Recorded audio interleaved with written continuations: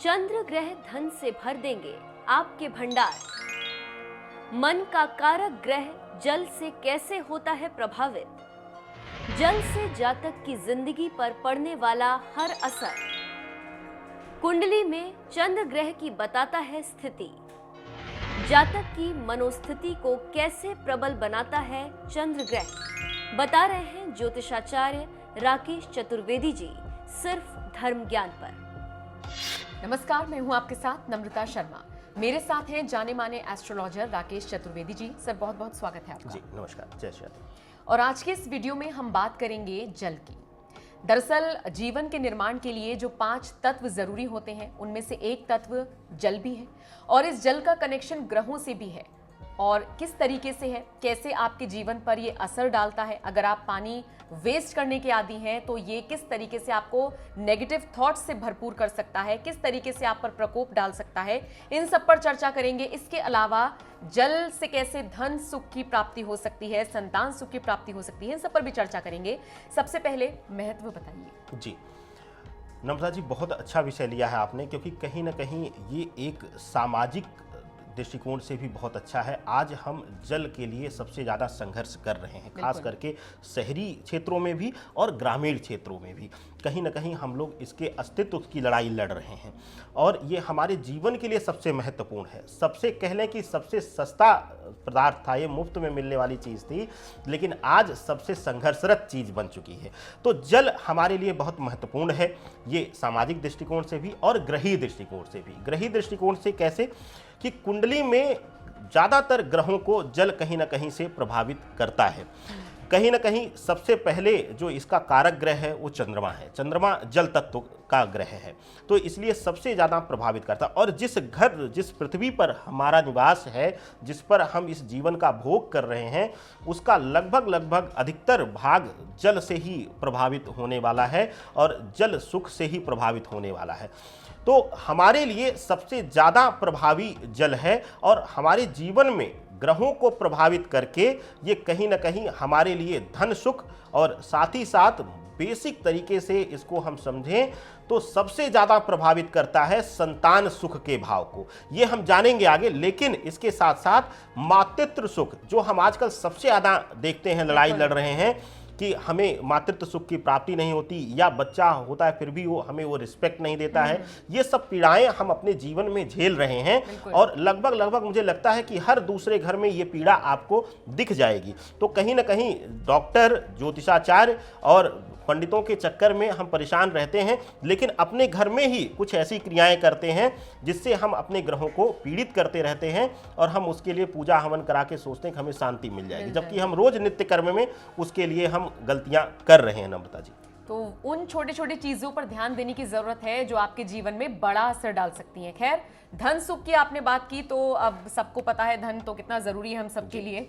तो नुकसान क्यों हो रहा है? कई बार ऐसा होता है राकेश जी, पैसा आ रहा है लोगों के पास लेकिन रुक नहीं रहा है, तो क्या हम उसको जल से जोड़कर देख सकते हैं? मतलब धन का सुख कैसे होगा, कैसे जल से कनेक्शन है उसका? बिल्कुल, देखिए नम्रता जी, 2 चीजें हैं कि पहली चीज, जल को जो है वो धन से क्यों जोड़ा गया है। पहले तो ये जान लेते हैं कि धन, माँ लक्ष्मी को भी चलित माना जाता है, वो स्थिर नहीं रहती हैं, इसीलिए जल को भी अस्थिर माना जाता है। वो हमेशा चलित मुद्रा में ही उसकी शुद्धता रहती है, तो जब भी वो ठहराव में आ जाएगा तो वो उसकी शुद्धता समाप्त हो जाएगी। तो ये चीज़ें महत्वपूर्ण होती है। अब धन को कैसे इफेक्टेड करता है?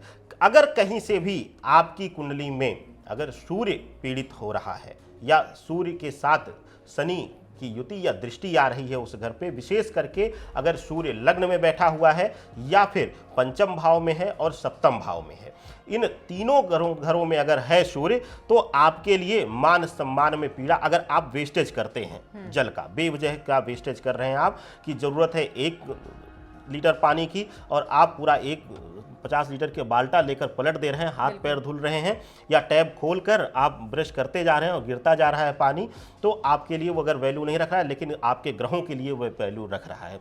तो कहीं से भी अगर सूर्य की ऐसी स्थिति है तो आपको धन से संघर्ष करा देगा। आपको धन के लिए आपको कर्ज लेना, आपके जीवन से जुड़े हुए कार्य को करने के लिए कर्ज लेना पड़ जाएगा, कर्ज के तले डुबो देगा, और साथ ही साथ अपना कमाया हुआ धन भी, उससे सुख आप नहीं भोग पाएंगे। इस तरीके का का भाव जल से पीड़ा में आपको मिलेगा। नम्रता जी, एक चीज यहाँ पर और समझने की जरूरत है आप सभी को भी, और राकेश जी मैं चाहूंगी आप थोड़ा सा इस पर प्रकाश डालें। कुछ लोगों को हमने देखा है, हमारे ही मोहल्ले पड़ोस में हमने कई बार देखा है कि लोग पाइप लेकर खड़े हो जाते हैं और मतलब समझ लीजिए घंटों घंटों सड़कों पर छिड़काव करते हैं। वो एक तरीके से पानी का वेस्टेज भी है, क्या इससे भी हम इसको जोड़कर देख सकते हैं? बिल्कुल है, बिल्कुल है। एक छोटी सी स्टोरी मैं बता देता हूँ, समय कम है लेकिन मैं आपको बता दूं कि मैं एक ग्रामीण एरिया में मैं अनुष्ठान कराने गया और उनको संतान प्राप्ति के लिए अनुष्ठान हो रहा था।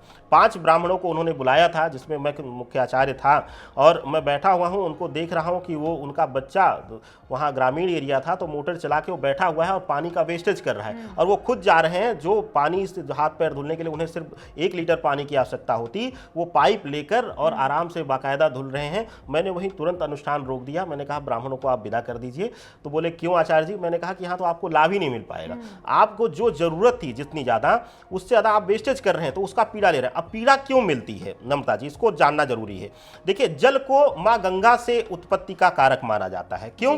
क्योंकि हम जानते हैं कि जल विहीन हो गई थी धरती और कहीं ना कहीं भगीरथी ने जब अपने पूर्वजों को मुक्ति दिलाने के लिए माँ गंगा का आह्वान किया धरती पर, तो उस समय पेय जल और जिस जीवनदायिनी जल की हम बात करते हैं, जिसको हम जीवनदायिनी कहते हैं, उसकी उत्पत्ति हुई धरती पर।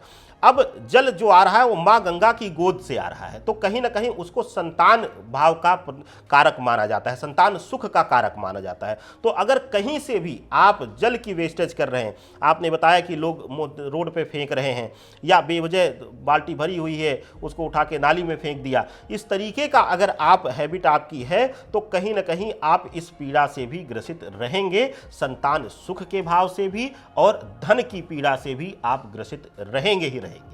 बिल्कुल। तो धन की पीड़ा से और संतान का आपको थोड़ा सा दिक्कत होगी अगर आप जल का इस तरीके से अनादर करेंगे, तो ये यहाँ पर समझने की जरूरत है। इसके अलावा मातृत्व सुख को कैसे प्राप्त किया जा सकता है अगर हम जल का आदर करते हैं तो, या फिर उसको वेस्ट नहीं करते हैं, इनका क्या कनेक्शन है? जी देखिए, अगर कहीं से भी कुंडली में आपके, स्पेशली अगर पति पत्नी के कुंडली में अगर चंद्रमा केतु या चंद्रमा राहु की युति कहीं भी किसी भी घर में बन रही हो, किसी भी, अब 12 के 12 घरों में आप देख लीजिए, कहीं ना कहीं अगर आपके है और आपकी हैबिट ऐसी है, स्पेशली उस लड़की की या उस महिला की, तो उसके लिए ये पीड़ा बहुत प्रभावी हो जाती है। अब इसमें 2 तरीके के लेंगे कि हो सकता है कि आपको संतान के लिए संघर्ष करना पड़े, 100 डॉक्टरों के मोहल्ले पर जाके, आप क्लिनिकों पर जाके आपको 100 तरीके का दवा का प्रयोग करना पड़े, या फिर ऐसा भी हो सकता है कि संतान अगर बड़ी मुश्किल से हो भी जाए तो कहीं ना कहीं से वो किसी तरीके से मानसिक रूप से, क्योंकि